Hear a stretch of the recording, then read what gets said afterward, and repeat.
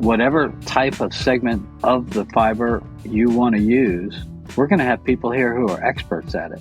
So the chance to listen and learn from them, and also the chance to visit a brand new processing facility, to seeing fabrics being knit and woven at NC State College of Textiles, and to see the other people who are coming, who are like ourselves, are in the business.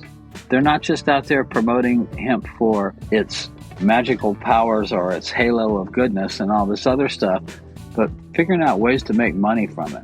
This is the place to be. That's Guy Carpenter from Bear Fiber. He's the lead organizer of the NIHC Global Industrial Hemp Fiber Summit in Raleigh, North Carolina, July 15th through the 17th. This is the Lancaster Farming Industrial Hemp Podcast. Hi there, I'm your host, Eric Herlock. Welcome back to the Hemp Show. Today, we're going to hear my conversation with a living legend in the natural fiber, textile, and fashion space, Guy Carpenter. He's going to tell us what's in store at the Fiber Summit in Raleigh in July. Plus, I've got a handful of news nuggets, and then after we talk to Guy, I'm going to share a few excerpts, a few reading selections from the 1913 USDA yearbook. It's amazing what we knew about hemp 112 years ago. All that and more right after a few words from our sponsors. This episode is brought to you in part by I&D Hemp in Fort Benton, Montana, where they believe in the goodness of hemp. I&D Hemp is a family-owned, mission-driven industrial hemp food, feed, and fiber company that's providing new opportunities for American farmers. Learn more at indhemp.com. This episode is also made possible with support from Forever Green, distributors of the KP4 hemp cutter. Introducing a revolution in hemp harvesting, setting a new standard for harvesting quality, speed, and efficiency, the KP4 prepares hemp for ideal retting and easy on-field tedding, raking, and baling. It's easy to maintain and designed to withstand the punishments of hemp harvesting. The KP4 hemp cutter, available only at hempcutter.com. The show is also brought to you with support from the National Hemp Association. If you're in the fiber and grain hemp space, you should know about the National Hemp Association. Industrial hemp is rooted in farms and built for industry, and NHA is working to build supply chains, support rural development, and push for the policy changes that fiber and grain producers need. Learn more and get involved at nationalhempassociation.org. Okay, welcome back to the Hemp Show. So here we are, it's the last week of May 2025. The weather here in southeastern Pennsylvania has been kind of cool and mild this week, and now we're starting to get some more of that rain. Everything is very intensely green as I make my way into the Lancaster Farming Studio here in Ephrata, Pennsylvania. I have a feeling that it's going to be a very interesting summer. And why not? It's already been an interesting year so far. So anyway, I've got a couple of news nuggets here for you. According to the Texas Tribune, Senate Bill 3 has cleared both chambers of the Texas legislature. If signed into law, it would ban all consumable hemp products containing THC, including popular Delta 8 and Delta 9 variants. Supporters say it protects public health, while industry groups warn it could devastate hemp businesses statewide. And I say that what they're banning there in Texas isn't actually hemp. Stop calling it hemp when you mean weed. Okay, moving on to Europe. Moldova has joined the global hemp economy, according to Hemp Gazette. The country has planted its first legal industrial hemp fields for seed, fiber, and oil production. All crops must use EU-registered low THC varieties aimed at boosting agriculture and creating export-ready products. And for my geographically challenged listeners, Moldova is an Eastern European country in between Ukraine and Romania. All right, and speaking of Europe, Hemp Today reports that German customs authorities have begun issuing official tax stamps for THC-free hemp flower. This reclassification provides regulatory clarity and marks a major step towards mainstream hemp flower commerce in the EU.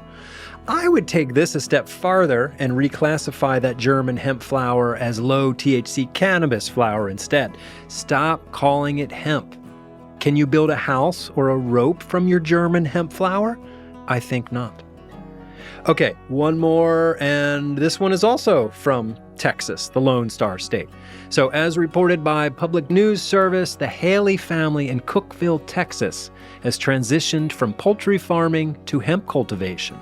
With help from the Transformation Project, they're part of a growing movement to turn former animal farms into plant-based agricultural hubs. This is really an intriguing story, and I'd like to learn more about the Transformation Project. But now it's time to switch gears and talk to Guy Carpenter about the Fiber Summit at NC State in Raleigh, North Carolina this July.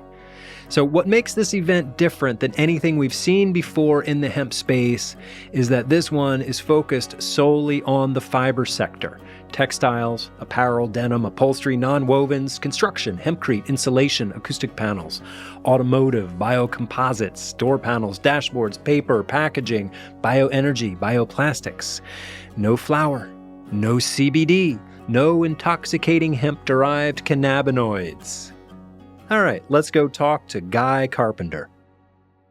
Guy Carpenter from Bear Fiber, welcome back to the Hemp Show. How you doing? Doing great, Eric. Good to see you. Yeah, good to see you too. So I am looking forward to hitting the road this summer, headed down your way for the National Industrial Hemp Council's Global Industrial Hemp Fiber Summit in Raleigh, July 15th through the 17th. And since you're the lead organizer of the event, I thought maybe you could tell us a bit about it. Yes, sir. Well, and thanks for having me on. I appreciate it. I appreciate everything you do for the industry. Yeah, I've been lucky enough.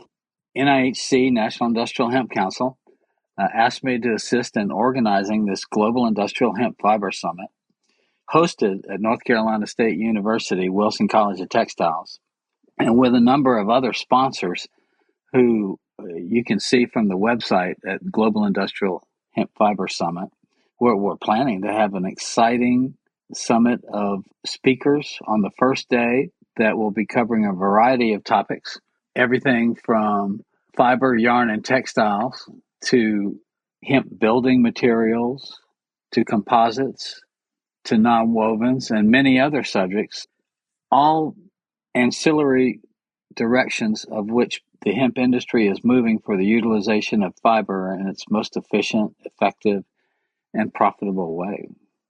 And anybody who is interested in our industry and wants to enter it and grow with it, this is the best opportunity this year and for a while, for sure, to actually learn more, to actually visit and tour facilities, including a new processing facility in Lumberton, North Carolina, of biofill fibers, and also David Suchoff's agricultural plots for industrial hemp fiber that he's growing a few varieties to showcase and talk about. And also visit the Wilson College of Textiles for more information about blending fibers and spinning yarn, knitting fabrics, weaving fabrics, et cetera, and the kind of tests that are done on that to show why the addition of hemp fiber is not only technical, but positive in many different aspects of making it more desirable by consumers. And also visiting the Non-Wovens Institute, where Dr. Raul Farrar will be having tours with his graduate students and showing the many, many uses of hemp fiber and non-wovens. That's cool. That's a lot of stuff. I guess I thought it was only textiles, but it's great to hear that it's sort of all aspects of fiber.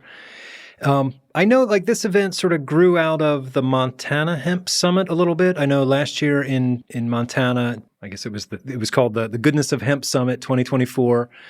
Sort of there was talk of having it not be in Montana, having it sort of move around a little bit.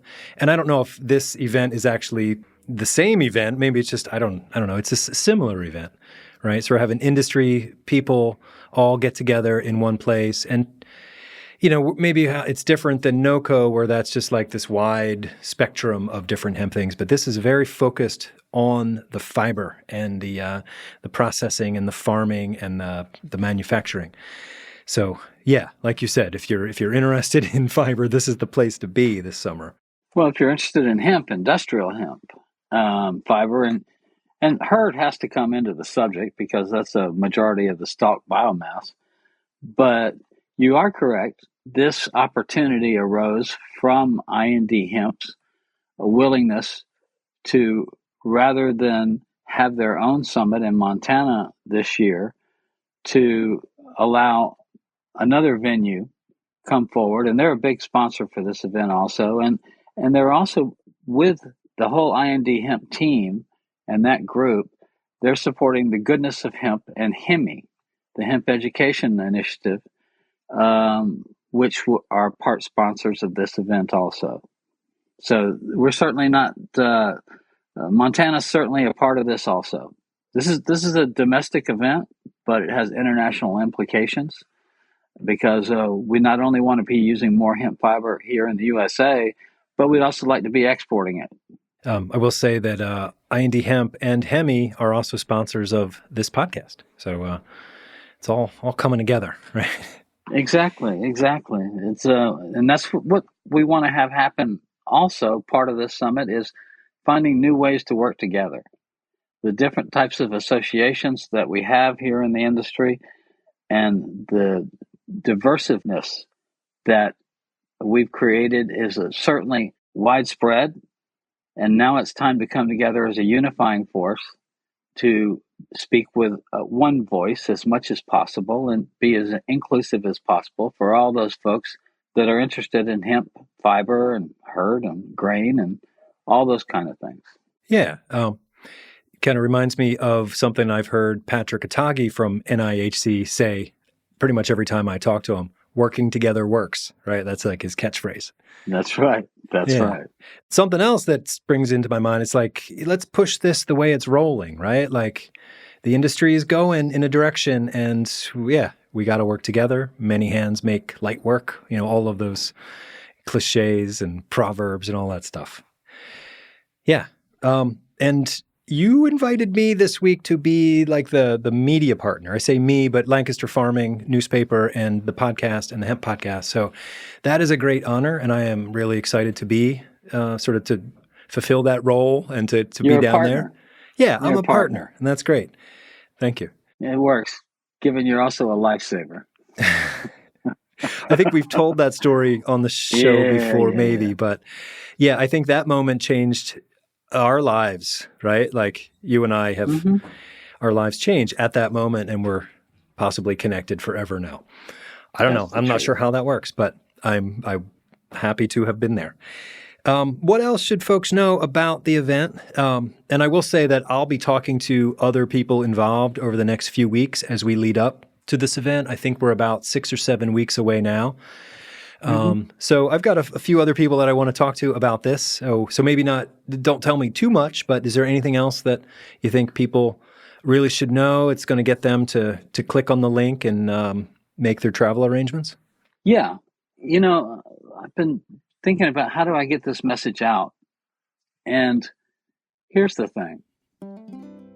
If you have any interest whatsoever in starting a business in our industry, and figuring out how to make it work, and also figuring out what are the starting points, what are the roadblocks, what are the opportunities. Here at this summit, we're going to have speakers that'll be able to tell you everything in a brief and exciting way, TED Talk style presentations. Everything from seed to decortication, those mechanical processing, to chemical processing, if that's desired, if scouring and degumming is part of the conversation for the product you want to make, on forward from blending yarns and spinning yarns, carding them and using them for non-wovens, to whatever type of segment of the fiber you want to use, we're going to have people here who are experts at it. And so the chance to listen and learn from them, and also the chance to visit a brand new processing facility built from scratch in Lumberton, Biofill Fibers, and all the work that David Canby has done to put this enterprise forward. He even plans to be spinning yarns before the end of the year. to seeing Satish Hodaj speak on some of his new fiber processing formulations and to bring out the softness of the fiber, to seeing fabrics being knit and woven at NC State College of Textiles, and to see the other people who are coming, who are like ourselves, are in the business. They're not just out there promoting hemp for its magical powers or its halo of goodness and all this other stuff, but figuring out ways to make money from it. This is the place to be. So you're sort of the lead organizer of the event, and to me that makes perfect sense because you've been sort of in the textile industry most of your career. So I wonder if you could just, kind of reintroduce yourself a little bit and, what it is about your life's work that has led you here to this opportunity. I came into this industry after grad school. I'd been in the Peace Corps. I'd been in the Army. I went to grad school, and I had this opportunity to enter into the fashion apparel industry on the wholesale side. And then I was lucky enough, I'm the luckiest guy you'll ever meet. I was lucky enough to have opportunities that took me into manufacturing, and then took me into manufacturing opportunities and building factories overseas. And while there, I got involved with organic cotton as a natural fiber. And that kind of changed me and led me into a whole bias to where I really didn't want to make anything anymore that wasn't made from natural fiber. And I don't know if that's been a blessing or a curse. It, of course, led me to hemp also. And I spent a lot of time in China learning how they process it and how they utilize it within yarns and fabrics. And then when it became legal to grow it here in the United States, I got involved in North Carolina with the Industrial Hemp Pilot Program Commission and helped make some of the regulations for our state. But we eventually adopted USDA protocols because it just made more sense. And since then, I've been very involved with bringing fiber forward as an addition to cotton and to other fibers that are produced here in the United States, but particularly cotton. We consider cotton our best fiber friend, our BFF. For now. And for now, yeah. And probably forever, to be honest, Eric. I mean, I love cotton, and I love the cotton story and the cotton farmers and all that. We want to be integrated within the American fiber farm system, and we want to grow and emulate what Cotton and Cotton Council and Cotton Board and Cotton Incorporated and all that. We think they're an incredible role model to be able to follow for hemp fiber. And we hope that we'll also have some representation from cotton farmers and Cotton Incorporated at the summit. That would be great. So that's how I got here. Cool. Well, I think they chose the right person. So cool. I look forward to learning some more about the cotton process because apart from just wearing T-shirts, T-shirts and cleaning my ears, I don't really have too much knowledge of cotton. Well, now there's two very widely separated uses of a wonderful natural fiber. Yep. Wovens and non-wovens, right? Yeah, medical and fashion. Yeah. Cool. All right. Guy Carpenter, I thank you so much for your time here today. I'm looking forward to getting down there to North Carolina, to Raleigh, and spending some time with you. And do you live in Raleigh or you live near there? I live in the mountains in between Charlotte and Asheville. Oh, okay. That sounds safer. And we can't wait for you to get here. You're most welcome, as always. I'll buy you some hush puppies and some barbecue. All right. I look forward to that.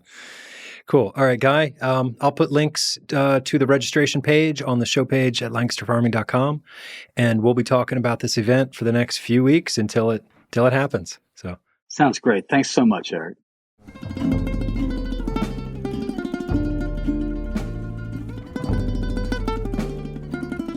All right, so now you know what to do. Now you have to go find the registration page for the summit and then click on it and then go register for it, okay?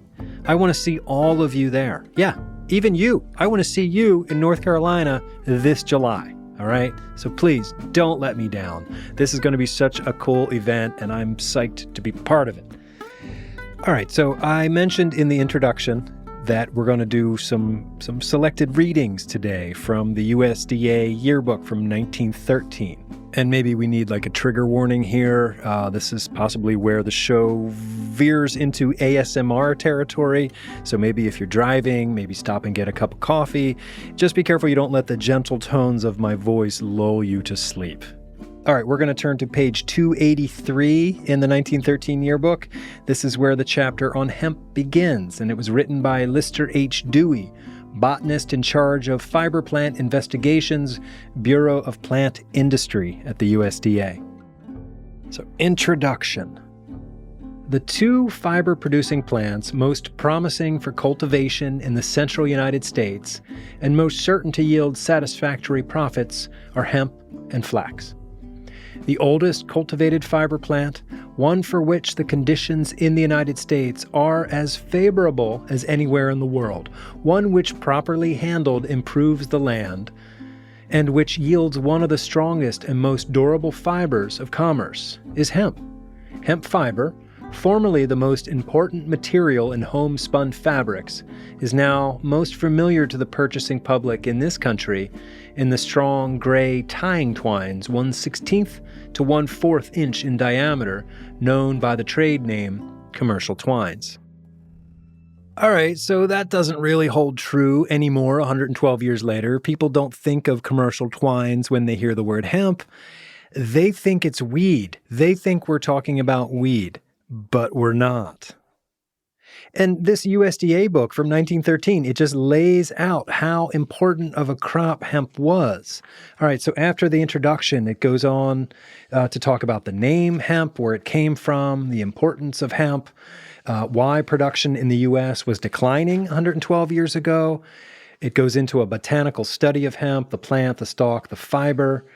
It talks about its relationships to other plants, and then it gets into history, early cultivation in China.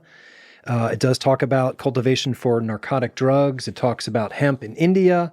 It talks about the introduction of hemp into Europe, into South America, introduction of hemp into North America, early cultivation in Kentucky, extension of the industry to other states, talks about geographical distribution, talks about varieties. And then it gets into hemp around the world. It talks about hemp production in China, Japan, Russia, Hungary, Italy, France, Chile, Turkey, India, Arabia, and Africa. It's just a wealth of knowledge here. And it focuses a lot on hemp grown in Kentucky. There's a bunch of pages of images of stalks, roots, leaves, seeds, fields, cultivation practices. It's really amazing. It talks about the climate, the temperature, talks about retting and breaking, irrigation, soils, how hemp destroys weeds. It's really just an incredible treasure trove of information. Talks about rotation of crops, disease, insects, hemp seed production, harvesting the seed, talks about fiber production. It's really incredible.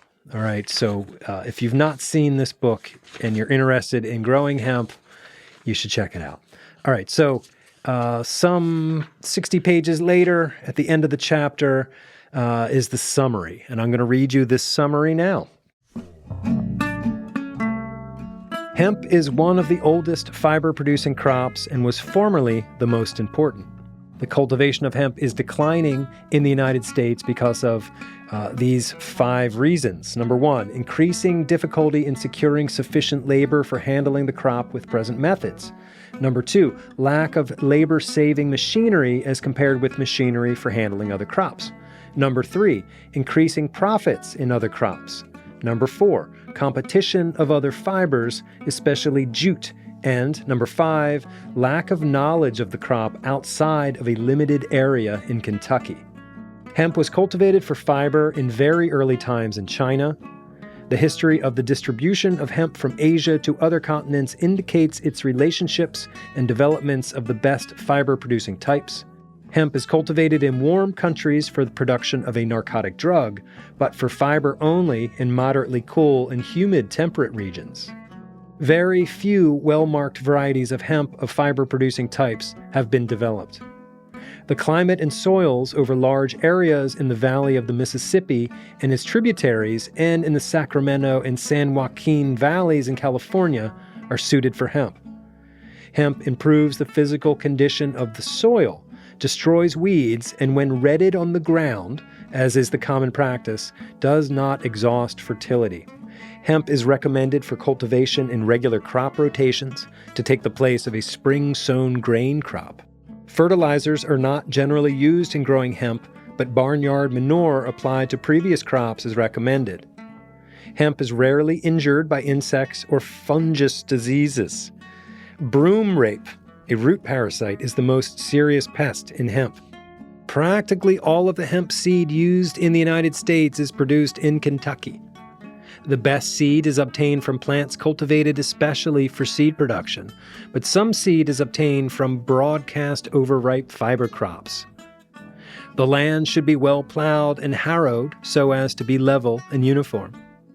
The seed should be sown early in spring by any method that will distribute and cover it uniformly. Some hemp is still cut by hand in Kentucky, but the use of machinery for harvesting the crop is increasing. Dew-redding is regarded as the most practical method in this country. Hand brakes for preparing the fiber are still used, but they are being replaced by machines. The price of hemp has been generally increasing during the past 30 years. About 30 different spinning mills in the United States, beside dealers and oakum supplies, offer a market for raw hemp fiber. The market would expand if manufacturers could be assured of larger supplies. India jute, often retailed under the name hemp, is the most dangerous competitor of hemp. All right.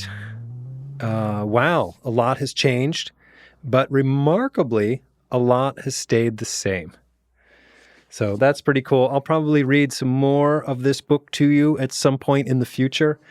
Probably going to read you the $1 billion crop at some point too. That's much shorter. But yeah, back in 1913, the decorticator hadn't been invented yet. So that's pretty amazing to think about. All right, well, that does it for me today. That does it for our show. Thank you for listening.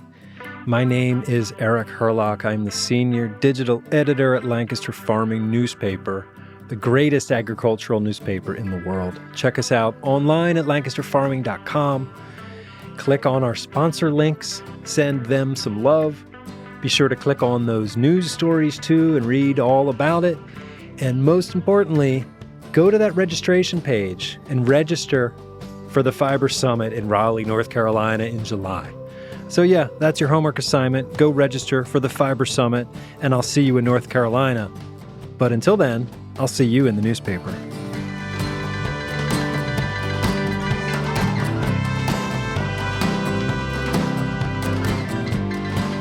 This episode of The Hemp Show is copyright 2025 by Lancaster Farming Newspaper, part of the Steinman Communications family. Today's show was written and recorded by Eric Herlock. It was edited and produced by Eric Herlock and Justin Berger, and it was engineered and mastered by Justin Berger.